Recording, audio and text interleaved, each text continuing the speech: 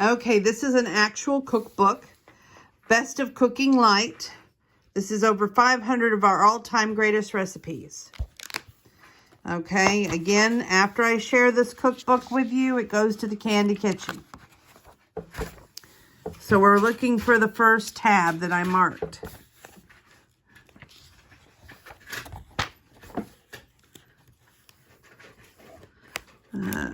Which, when your eyes are bad, could be anywhere. Oh, cinnamon apple muffins. You're going to need 2 1/3 cup of all-purpose flour, 1 cup of sugar, 1 tablespoon of baking powder, 2 teaspoons of ground cinnamon, 1 teaspoon of baking soda, 1/2 teaspoon of salt, 1 1/2 cup of finely chopped peeled Granny Smith apples, 1 cup of low-fat buttermilk, 1/3 cup of 2% reduced fat milk, 1/3 cup of light ricotta cheese, 3 tablespoons of vegetable oil, 1 tablespoon of vanilla extract, 2 large white eggs, 1 large egg, cooking spray, 3 tablespoons of sugar, 2 teaspoons of ground cinnamon. Now your first step, preheat the oven to 400 degrees. Second step, lightly spoon flour into a dry measuring cup. Level with a knife. Combine your flour and the next 5 ingredients in a large bowl. Stir in the apple. Make a well in the center of the mixture. Combine your buttermilk and the next 6 ingredients and stir well with a whisk. Add flour to the mixture, stirring just until moist. Spoon the batter into 18 muffin cups coated with cooking spray. Your third and final step, cooking 3 tablespoons sugar and 2 teaspoons cinnamon and sprinkle evenly over the batter. Bake at 400 degrees for 18 minutes or until done. Remove from pan immediately. Cool on a wire rack. Yield 1 1/2 dozen serving size 1 muffin. Your calories will be 153, 19% from fat. Fat is 3.2 grams. Saturated 0.7 grams, mono 0.9 grams, poly 1.2 grams, protein 3.4 grams, carbs 27.6 grams, fiber 0.8 grams, cholesterol 13 milligrams, iron 1.0 milligram, sodium 133 milligram, and calcium 67 milligrams. That's all on page 39. Going forward,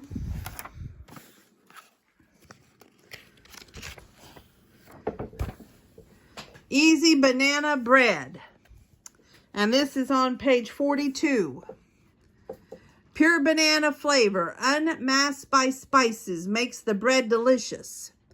What you need, this is your ingredients now. 1 cup mashed ripe banana, that's about 2 medium. You need 2/3 cup of sugar, 1/4 cup of vegetable oil, 1 large egg white, 1 large egg, 1 3/4 cup of all-purpose flour, 1 1/4 teaspoon cream of tartar, 3/4 teaspoon baking soda, 1/2 teaspoon of salt and cooking spray. Your first step, you're going to preheat your oven to 350 degrees. Your second step, combine the first 5 ingredients in a large bowl, beat with a mixer at medium speed until smooth. Your third step, lightly spoon the flour into dry measuring cups and level with a knife. Combine the flour, the cream of tartar, baking soda, and salt in a bowl, stirring with a whisk. Add your flour mixture to the banana mixture, stirring just until moist. Spoon your batter into an 8 by 4 inch loaf pan coated with a cooking spray. Your next step, which is step 4, bake at 350 degrees for 40 minutes or until a wooden pick is inserted in the center and comes out clean. Cool 10 minutes in a pan on a wire rack. Remove from the pan, cool completely on a rack. Yield 12 servings, serving size 1 slice. Note, to freeze, wrap tightly in a plastic wrap and place in a heavy-duty zip-top plastic bag. Remove excess hair from the bag. Seal and freeze for up to 1 month to thaw unwrapped bread and let stand at room temperature. Calories, 174, 27% from fat. Fat, 5.3 grams. Saturated, 1 gram mono, 1.5 moly, 2.4 grams. Protein, 3.1. Carbs, 29.1. Fiber, 0.9. Cholesterol, 18 milligrams. Iron, 1.1. Sodium, 190. Calcium, 8 milligrams. Next tab.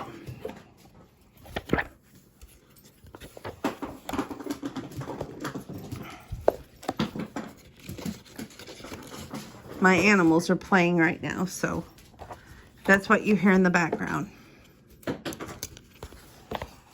I thought this was interesting. Potato cod cakes with Dijon tartar sauce. Shape your cakes for up to 8 hours ahead. Cover and refrigerate until you're ready to cook them.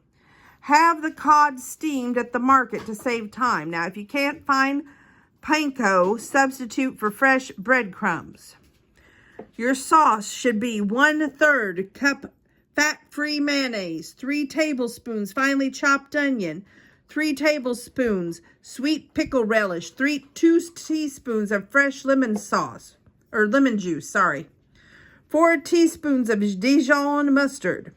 Your cakes should have 1 cup of peeled baked potato, 1 1/2 cup of panko, it's Japanese breadcrumbs, 1/2 cup finely sliced green onions, 1/3 cup finely chopped red bell pepper, which for me you could leave out, 3 tablespoons of chopped fresh parsley, again that could be left out, 1 teaspoon salt, 1 teaspoon dried oregano, 1/4 teaspoon freshly ground black pepper, 2 large eggs lightly beaten, 1 1/2 pounds of cod fillets cooked, 1 garlic clove minced, leave that out if for me, 2 tablespoons vegetable oil divided, cook and spray. Now your garnish. Flat leaf parsley sprigs are optional. And here's your steps. 1, you're going to preheat your oven to 350 degrees. To prepare your sauce, combine the first 5 ingredients in a small bowl, cover and refrigerate. Place potato in a large glass bowl and cover with a plastic wrap. Microwave it at high for 5 minutes or until it's tender. You're going to mash potato with a potato masher and cool. Add your panko and the next 9 ingredients to the potato and stir well. Divide your mixture into 12 equal portions, shaping a heat into 1/2 inch thick patty. Heat a 1 tablespoon vegetable oil in the large nonstick skillet over the medium-high heat.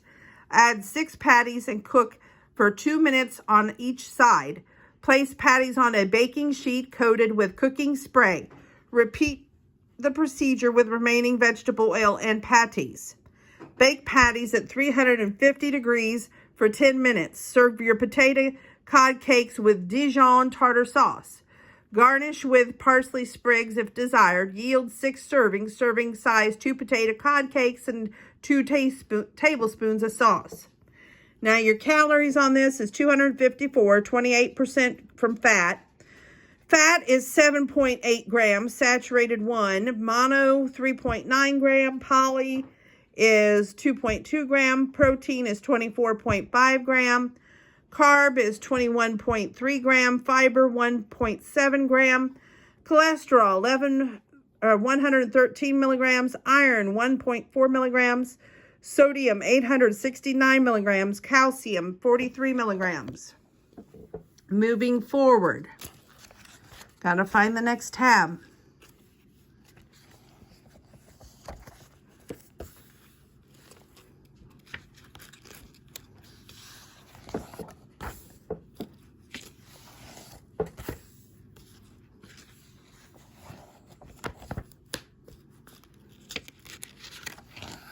And it's spaghetti pie.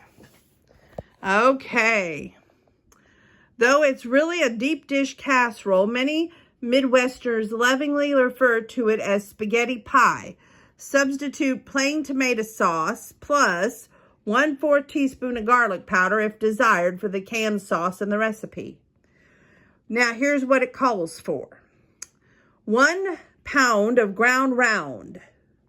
1/4 teaspoon salt, 1/4 teaspoon black pepper, 2 8-ounce cans of tomato sauce with garlic, And then 1/2 cup of low-fat sour cream, 1/2 cup chopped green onions, 1/4 cup, 2 ounces, 1/3 less fat cream cheese softened, 4 cups hot cooked spaghetti, about 8 ounces uncooked pasta, cook and spray, 1 1/3 cups, about 5 ounces of shredded reduced fat extra sharp cheddar cheese. It's only 2 steps. Preheat your oven to 350 degrees. Cook your meat in a large non-stick skillet over medium heat until brown, stirring to crumble. Drain well and return meat to pan. Stir in the salt, pepper, and tomato sauce. Bring to a boil, reduce your heat, and simmer for about 20 minutes. Combine the sour cream, onions, cream cheese in a small bowl. Set aside.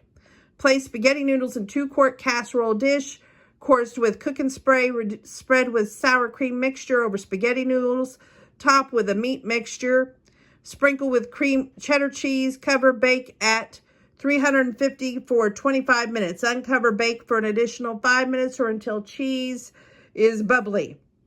It yields 6 servings.